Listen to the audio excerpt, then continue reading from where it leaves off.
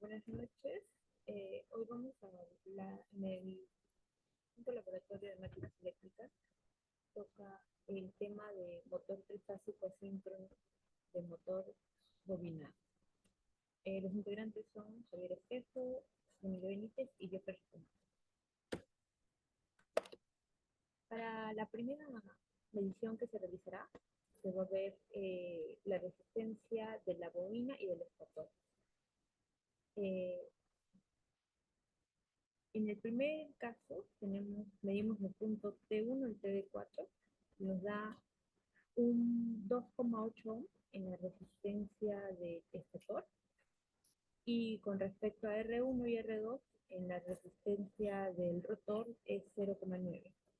Se puede observar también que a medida que aumenta la temperatura, en una temperatura a 75, la resistencia aumenta de 2,8 pasó a 2,9 y con 0,9 pasó a 1. No es mucho, pero sí hay una pequeña diferencia. Siguiente, se realizaron los siguientes ensayos. El primer ensayo en vacío. Para realizar este ensayo se tuvo que dejar el motor libre, o sea, quitarle las cargas que tenga. Después se tuvo que variar el voltaje desde el mínimo hasta llegar al nominal. Y esto se utiliza, haremos estos cálculos para determinar la resistencia de las pérdidas de hierro en fase y también la reactancia de magnetización en la fase. Y realizamos los cálculos haciendo nuestra tabla. Vamos a crear una curva que vendría a ser de la potencia trifásica y del voltaje. Será una comparativa. Y como pueden ver, es casi una regla, ¿no? Y bueno, una vez hallado las dos resistencias, se procederá a seguir los siguientes ensayos para hallar los demás valores, eh, para obtener al final la resistencia, el circuito equivalente de nuestro motor. Eso lo paso con mi compañero. Buenas noches, profesor. En esta oportunidad voy a hablar acerca del ensayo invasivo. Bueno, las condiciones para este ensayo son las siguientes. El eje del motor o del rotor se deja libre y se va variando de voltajes pequeños hasta llegar al voltaje nominal. Esto servirá para hallar la resistencia del núcleo y la reactancia de magnetización. De este ensayo obtenemos la curva de potencia trifásica por fase versus voltaje. Vemos que el voltaje está en el eje X debido a que eh, solo se ingresa un voltaje ya que a la salida está en vacío. Entonces quiere decir que no circula corriente, es por ello que solo colocamos voltaje. Y vemos que a medida que aumenta el voltaje, aumenta la potencia, pues, ¿no? Esto es evidente ya que es directamente proporcional.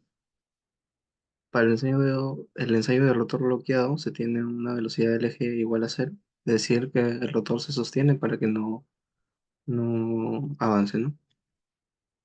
Y se va variando de valores bajos de tensión hasta lograr que la tensión alcance una corriente igual a la nominal. Y este es para hallar la impedancia y resistencia del rotor y estator. No se puede hallar directamente cada uno de ellos, puesto que están en un solo devanado, es decir, con una relación dada por el fabricante, podemos hallar cada uno independientemente.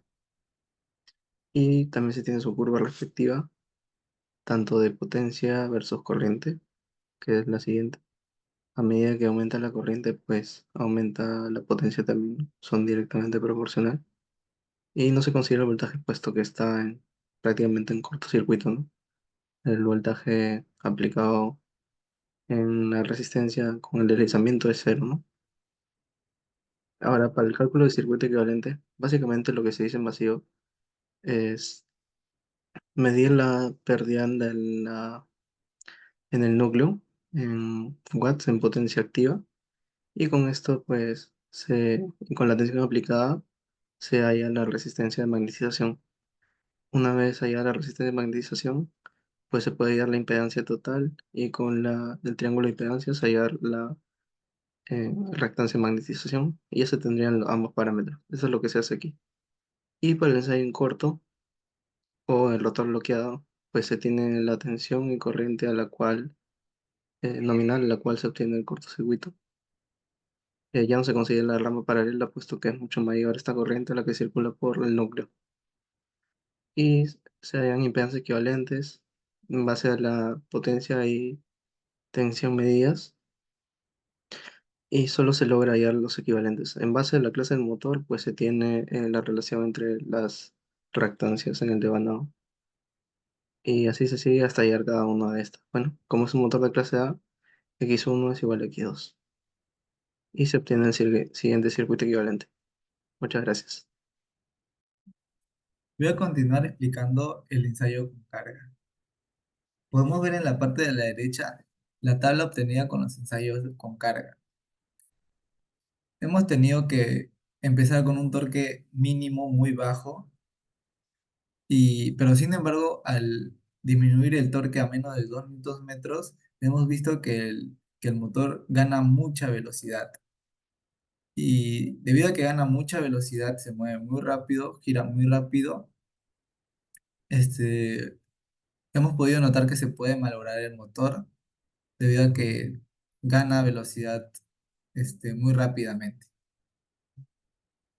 Por lo que hemos decidido usar un torque mínimo de 2 newton metros para empezar el ensayo. Al aplicar 2 newton metros de torque, hemos podido ver que el motor nos consume una corriente de 2,264 amperios y gira a una velocidad de 1760 RPM.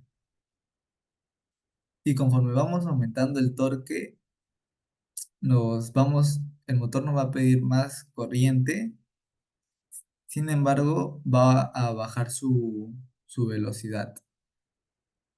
Esto debido a que al aumentar el torque, el motor va a poder potencia en la velocidad de giro. Eh, y debido a que el torque es grande, este, va a requerir más fuerza, va a sufrir más en girar y va a perder esa velocidad de giro. Podemos ver que a un torque de 11,5 newton metros va a bajar su velocidad a 1622 revoluciones por minuto y nos va a requerir una corriente de 4,806 amperios. La finalidad de este ensayo fue determinar el comportamiento de los parámetros eléctricos y mecánicos al aplicar carga al motor y de rotor bobinado. Unas observaciones y conclusiones que hemos observado, que hemos concluido, es que los devanados del rotor están en configuración estrella. Así que para medir la resistencia de fase correctamente es necesario medir la resistencia entre dos, dado que no se tiene acceso al neutro de la configuración estrella, solo se tiene acceso a las líneas. Bueno, no se tiene acceso a la fase, solo a las líneas.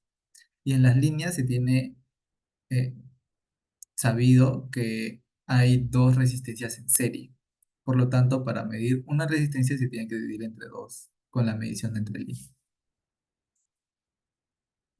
Luego, el ensayo en rotor bobinado es esencial para determinar las resistencias R1 y R2' y las inductancias X1 y X2', que representan la impedancia de los devanados del estator y del rotor.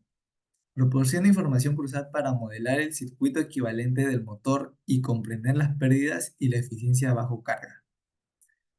Además, se destaca la capacidad de modificar la resistencia de los devanados del rotor mediante una resistencia externa, lo que permite ajustar la velocidad y el torque del motor.